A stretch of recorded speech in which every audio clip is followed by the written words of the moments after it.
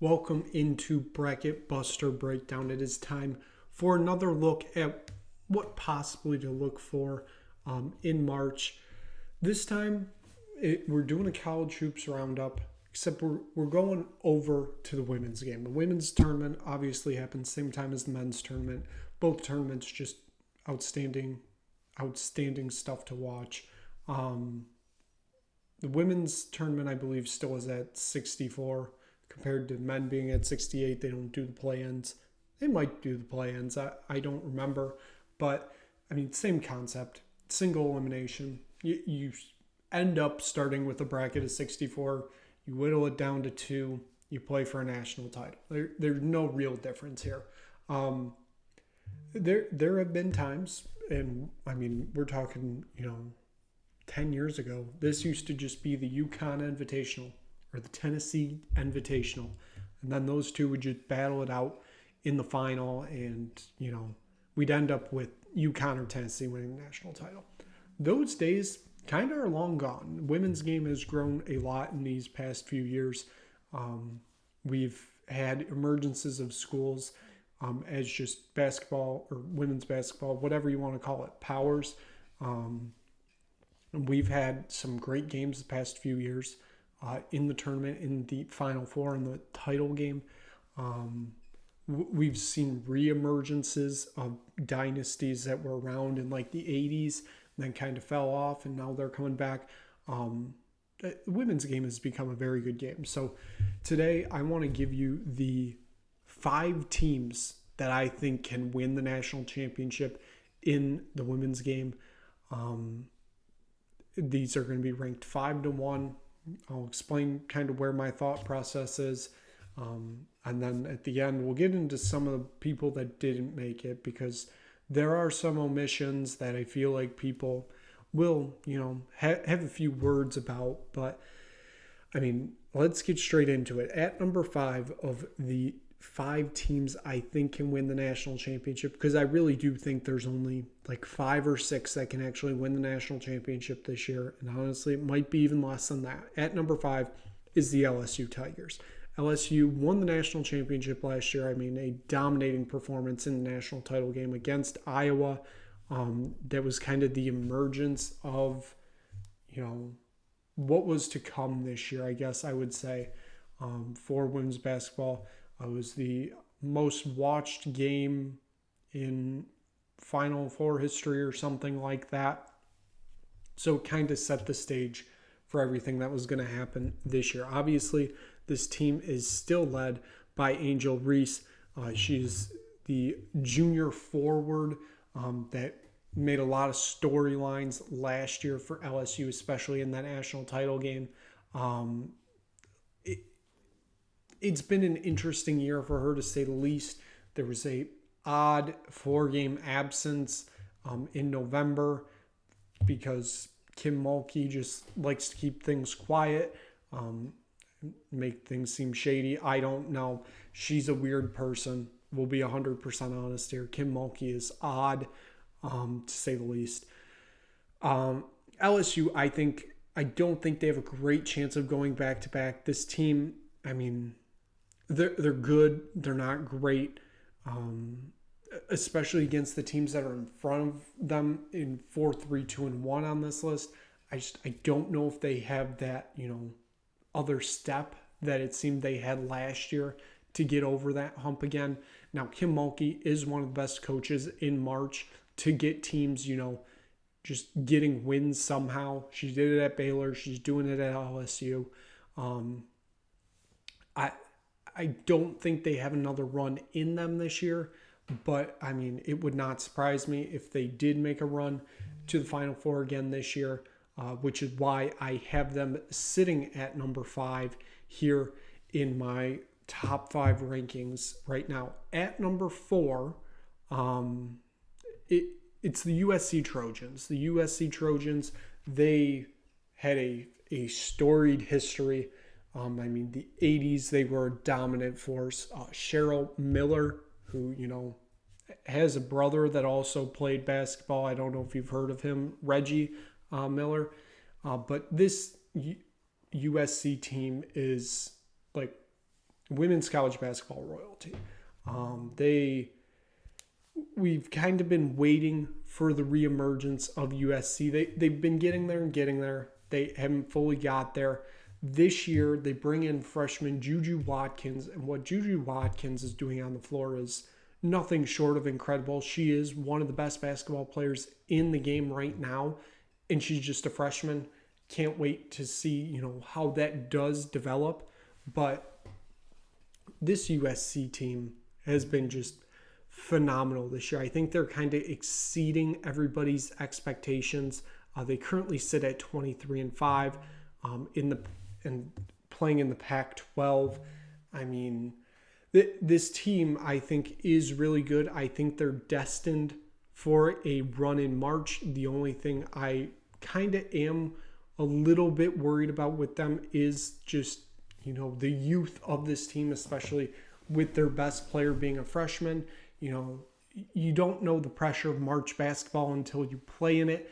I know everybody says just play it like it's any other game, but I mean, when you get to March, it's just not another game. It is single elimination. You lose the game, your season's over type basketball. And it's a different type of pressure. And that is what worries me a bit about this USC team. Just how are they going to handle that pressure? I still think they are a very, very good team. If Juju Watkins can, stay at the level she's at, or even, up it a little bit. I mean, currently she's, I think, second in scoring percentage in women's college basketball right now behind Caitlin Clark. If she can either find another gear somehow or just kind of stay consistently where she's at, I think USC have a really good shot at making it to Cleveland this year. Cleveland is where the Final Four is. I think USC has a really good shot. Kind of get back where they used to be, and kind of not reclaim their throne, but a reemergence of what they once were in the past times. So if we move on, we're going to move on to number 3.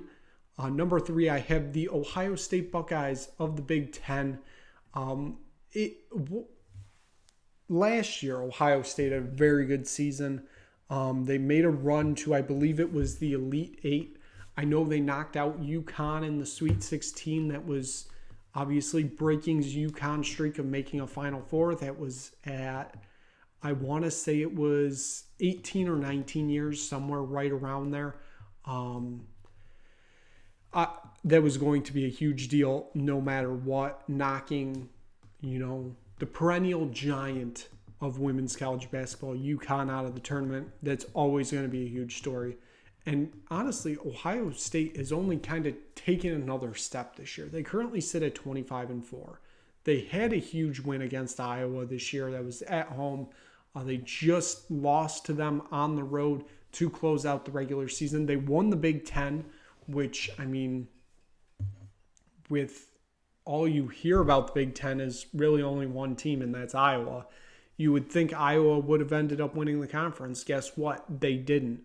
So Ohio State is a very good team. I think they have built a really good team just overall. But honestly, we saw a lot of it last year, but I don't want to say it's the reemergence, but not even redevelopment, like the next step. That I think that's the word I want to use there. The next step that J.C. Sheldon took for Ohio State this year. Obviously, she's a fifth-year senior guard. We saw a lot from her in the tournament last year. She's taken a different step this year, taken a step up. It seems like that has really helped this Ohio State team. And, this Ohio State team goes up against a lot of really, really good teams in the Big Ten. I mean, you have Iowa, you have Indiana, you have, Maryland was there. not there as much anymore. You have a Michigan State team that kind of made a reemergence this year. You have an Illinois team that was really good this year. The Big Ten has some really good teams, so it's not like, now the bottom of the conference, yes, it's not great, but it's not like Ohio State's just playing a bunch of bad teams throughout the year like some of the other conferences are. Some of the power conferences, you got your top of the top, and then everything else is just not great. I'll say the Big East is kind of one of them. I know that Big East took a little bit of a step up. Marquette, Villanova. That's UConn's conference. Nobody really ever challenges them. But Ohio State, they've had a very good year, to say the least. I mean, they sit, I believe it's 25-4. Obviously, their latest game was a loss to Iowa. It was on the road. So I'm not taking a ton away from that, because, losing on the road is losing on the road. I believe they lost to USC in their first game of the season.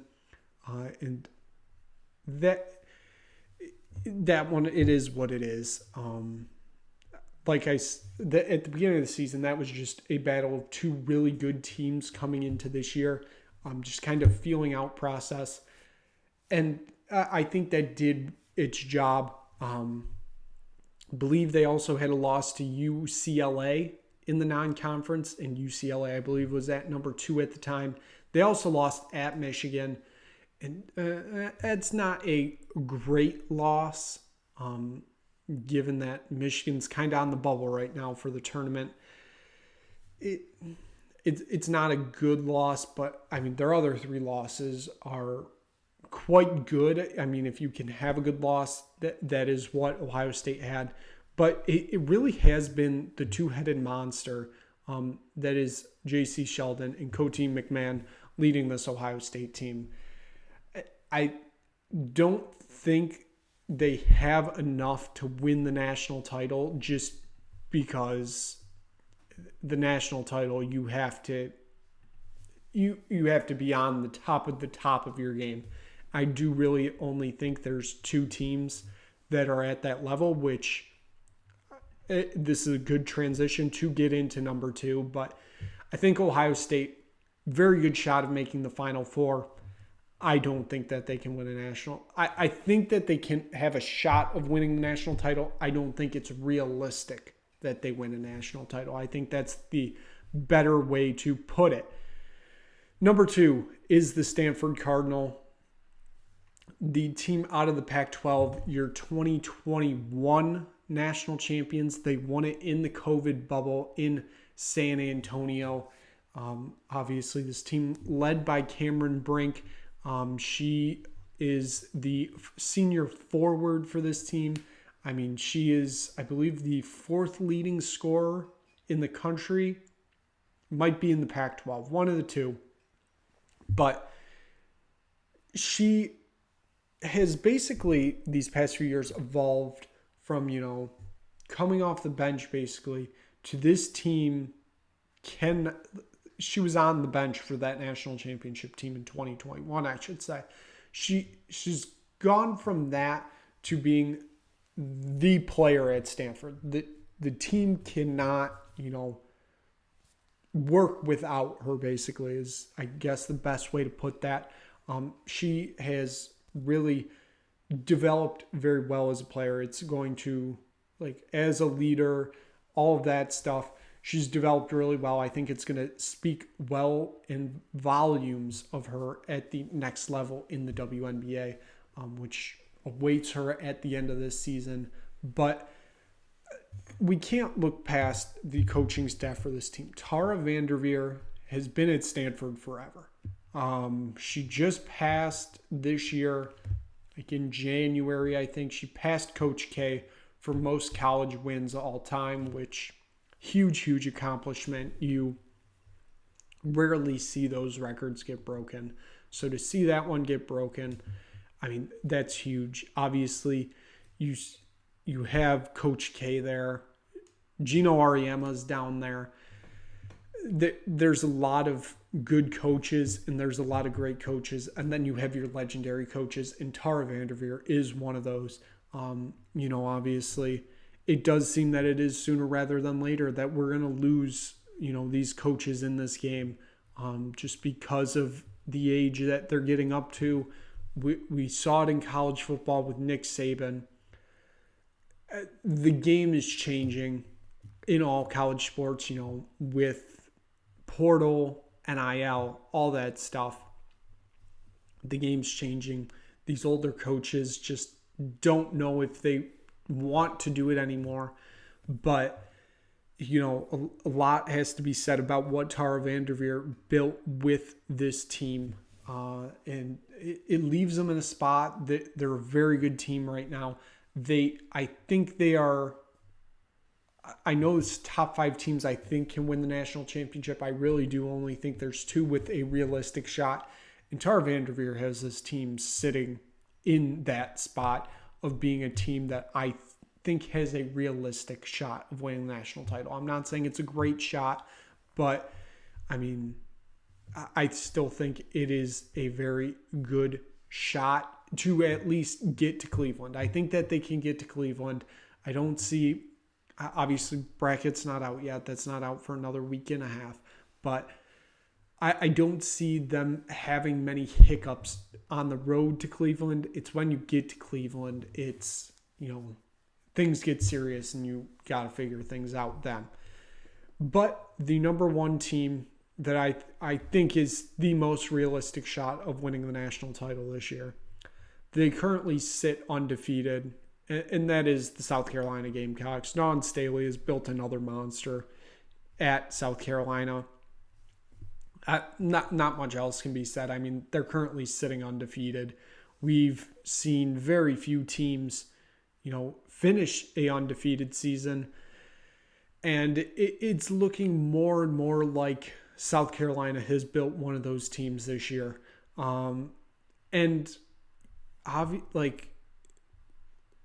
We can say that this team they don't have the star power, I guess I would say, that it seems like every other South Carolina team has had. They've had at least that one huge name. I know they got Camelia Cardoso. She's a very great player. I don't think, she is, but she isn't like that, headline making player. You don't see her, making the headlines for all the performances she puts up, which I do think is quite a shame. She is a great player, but South Carolina, you can't go against an undefeated team right now. South Carolina, they've just got that other gear. I think when I saw the odds for national championships, I believe South Carolina is at minus 125 right now. So for odds before a tournament even starts, for you to be at minus money, you're pretty good. I think UConn is the favorite right now on the men's side, and they're at plus 550, somewhere around there. So that just kind of gives you an idea of what Vegas thinks of how good South Carolina is this year. Honestly, I don't see them having any hiccups until the national title, depending on who they play. But I honestly wouldn't be surprised if they just steamroll through the national title too, and South Carolina walks away with another national championship, which would be 2 in the last 3 years, I believe. If I'm not mistaken, it would be 22 and 24. It would be 3 straight for the SEC if they end up winning, but I think South Carolina is a very, very good team right now. So, like I said, I'll get back into, because I know there's a certain team right now that a lot of people are saying didn't get mentioned here, and that is Iowa.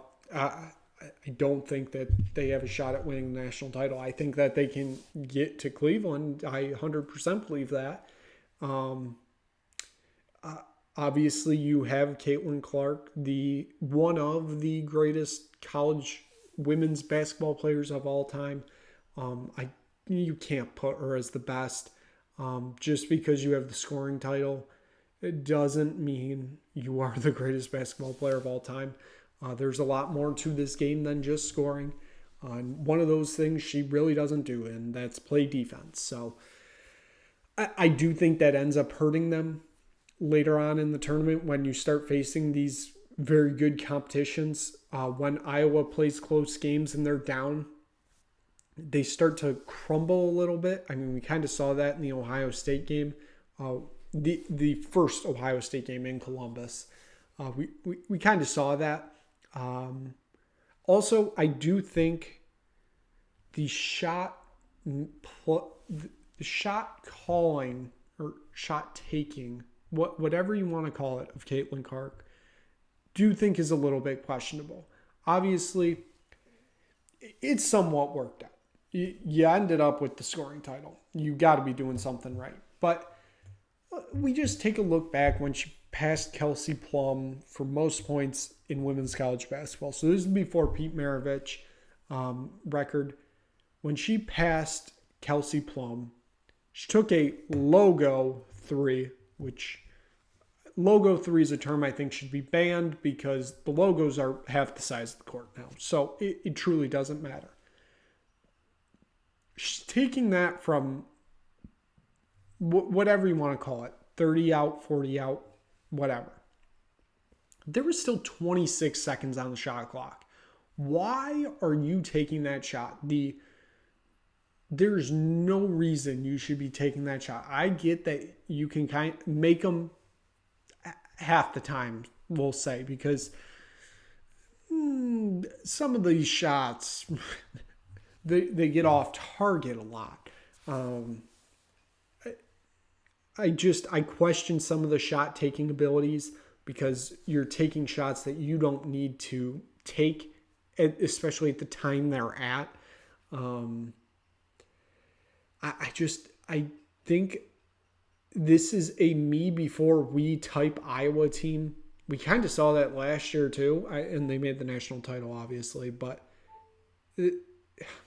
I don't see them winning the national title.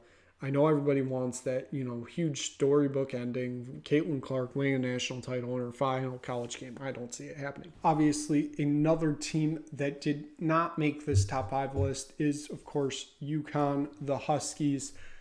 And honestly, I think it's going to take a lot for this team to even get to the Elite Eight, nonetheless, the Final Four. This was supposed to be the year, the big three were finally healthy. And then not even a month into the season, Ozzie Fudd goes down an ACL injury, out the year.